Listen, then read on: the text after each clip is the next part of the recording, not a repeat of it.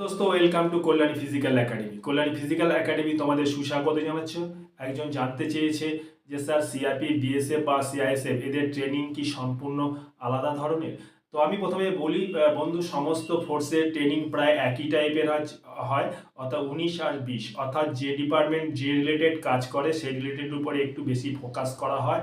যেমন সিআরপিএফ সম্বন্ধে প্রথমেই তোমাদের বলি, সিআরপি বা বিএসএফ ট্রেনিং প্রায় একই রকম, কিন্তু দেখা যাচ্ছে যে সিআরপি অনেক সময় যখন ভিড় বা মজমা যখন লাঠিচার্জ করতে হয় সেই সময় যে মক ড্রিলসগুলো আছে সেই ড্রিলের উপরে কিন্তু সিআরপি বেশি জোর দেয়। টিয়ার স্মোক কী করে ফেলতে হবে, কী করে লাঠি চার্জ করতে হবে, তো সেইটার উপরে যেমন যেমন বেশি জোর দেয়, তেমনি বিএসএফ যেমন বর্ডার অঞ্চলে তাদের পড়াশোনাটা বর্ডার সম্বন্ধে একটু বেশি হয়, বর্ডারে কীভাবে তাদের অনুপ্রবেশকারীদের রুখতে হবে। সুতরাং ট্রেনিং সব ফিজিক্যাল ট্রেনিং একই টাইপের, তোমাদের শুধু হয়তো আর কিছু কিছু ধরো তোমাদের লেকচার ক্লাস একটু আলাদা টাইপের আসবে, যে যে ডিপার্টমেন্ট সম্বন্ধে আলাদা আলাদা একটু লেকচার দেবে, কেন তাদের সে যে কাজের উপর ডিপেন্ড। শিল্পা নিরাপত্তা বাহিনীতে তোমার যখন ট্রেনিং করবে তখন ফিজিক্যাল ট্রেনিং বা আদার্স ট্রেনিং বা তোমাদের যখন অবস্ট্রিক্যাল ট্রেনিং হচ্ছে সব দেখবে একই রকম, বাট দেখবে সিআইএসএফ তখন ইন্ডাস্ট্রি নিয়ে যে তাদের যে ডিউটির